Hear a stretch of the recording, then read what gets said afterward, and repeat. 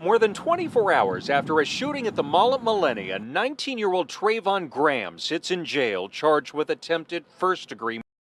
Orlando police say one of his intended targets was 20-year-old Jaquarius Smith, a local rapper known as Glock9. If you're anyone, then you know it's been hot in them Florida streets between AFNF's Glock9 and 438's Hot Boy. Messed up that friends make for the best enemies. Glock9 and Hot Boy went from bros to foes. Close affiliate LPB Pootie was part of the trio, even dropping a song together that never officially released, but now it's all heat in the streets between the rappers and their rival gangs. Things hit the fan on October 8th when shots were fired at the mall at Millennia, Orlando, with the intended target being a bullet for Glock9. Luckily, he escaped unharmed, but the stage is all but set for things to pop off.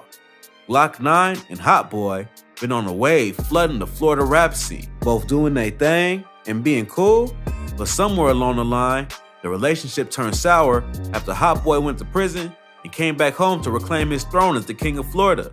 I let you niggas have y'all little time to shine. Really, I'm supposed to take this shit over. I'm supposed to take this shit over. But I went to jail. You feel me? So I don't know. I went to jail, right? So niggas get their little chance to shine, right? So now when I get out, I take back over. I take back over when I get out. Now they hate me for that? What? These dudes have been at each other's neck since their bond severed, going back and forth on the gram and resulting in lives being lost. Glock9 is under watchful eye of law enforcement with a stream of arrests, one being in 2019, which resulted in 17 charges. Yet, that don't stop the 10% rapper from enacting the lyrics within his raw rhymes. His gang, AFNF, the Army, short for All Family, No Friends. I don't know. You said what? Yeah, I don't need to be. I just walked up to him. You got me fucked up. So, I don't know where you at. So, what you mean? So, has been in a dangerous war with Hot Boy's 438.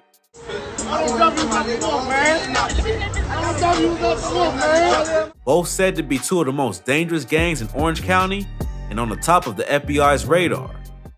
The FBI says they're going to be looking at all gangs in Orange County, but they're taking a key interest in the gangs 438 and the Army. Orange County Sheriff's detectives say they are behind the recent rash of here, and the FBI says they want to stop them.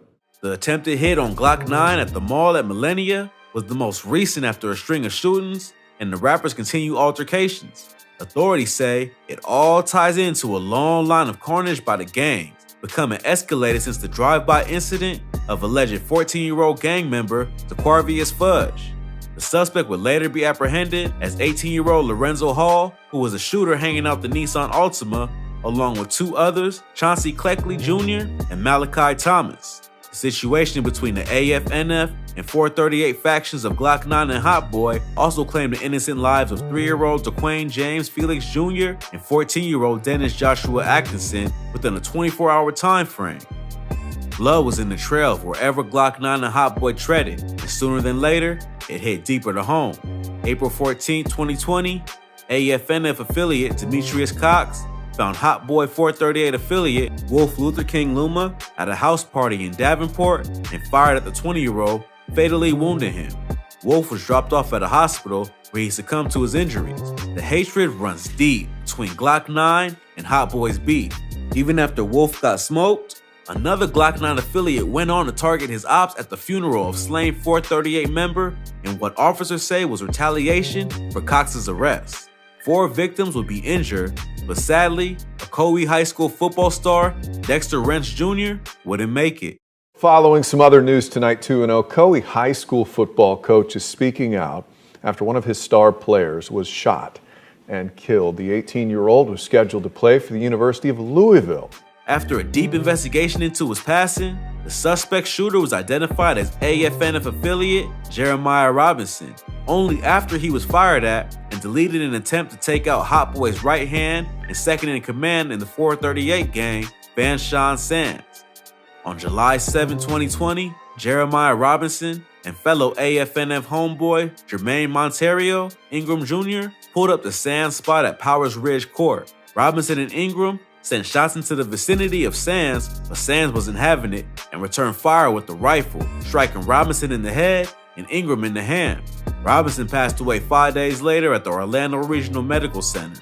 Van Sean Sands will be apprehended a month later after a warrant for his arrest was issued and charged with possession of a firearm by a convicted felon, avoiding more serious charges as his retaliation was deemed self-defense.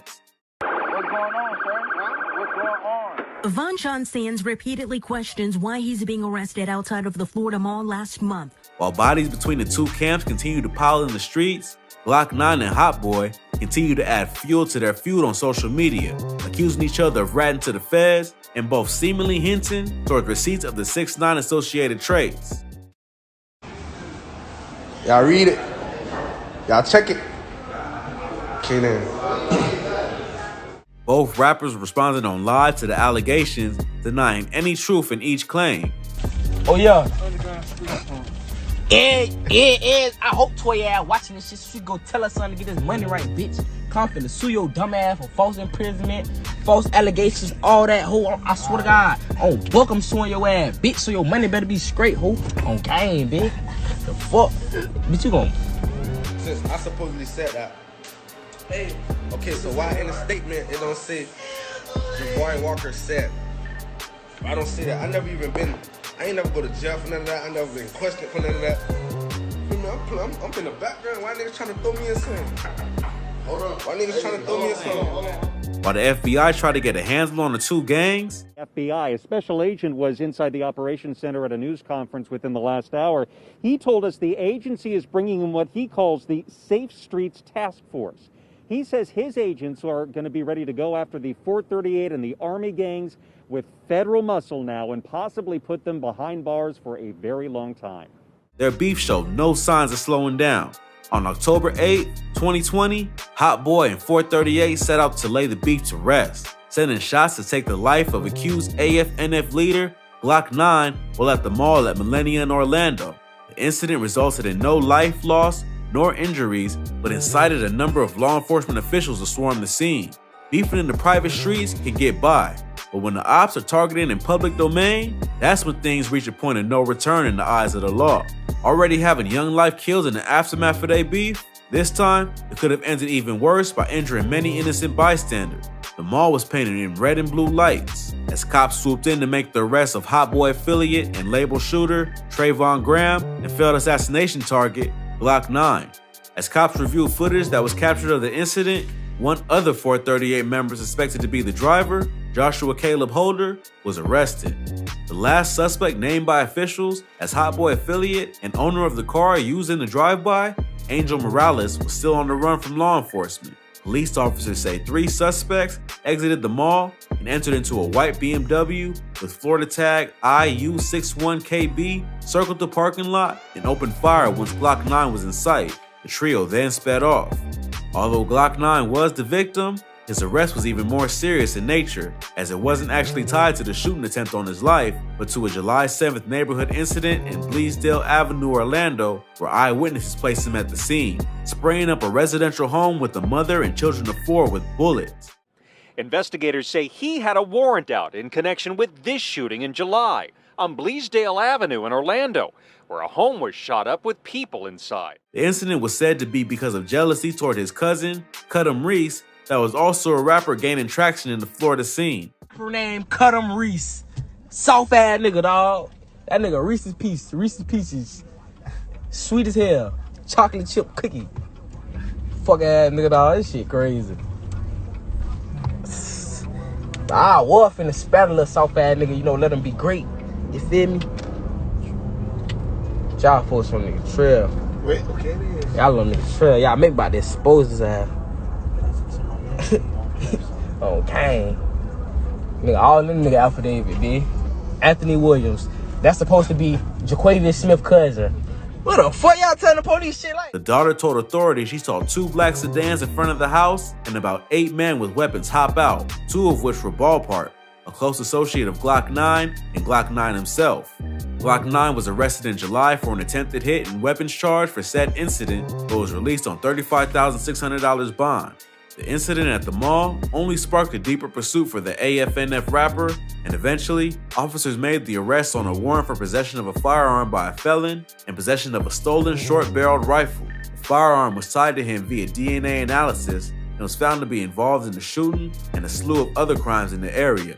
Talking to WFTV Channel 9 reporter, Glock9 maintained his innocence and denies all ties to being the leader of AFNF gang. I feel like they just saying I'm a leader, like they trying to say I'm a gang leader, but I'm not no gang leader. I'm 20 years old. All these wrong behind me, all these people who they trying to say I'm leading is older than me. AFNF is an LLC that you created for your rap group? Yeah, it's like a label. It's like my bank. When I get paid through YouTube and all that stuff, my bank that's when it come under AFNF LLC. And stands that there was no beef between the rival factions. No beef whatsoever. We know all them. Them my boys. I'm gonna call their phone right now. The bloodshed seems to never end between Glock9 and Hot Boy and their gang ties with AFNF and 438. Life continues to be lost and more certainly will if nothing gives. Glock9's close friend AFNFJ is only another example to add to the statistic.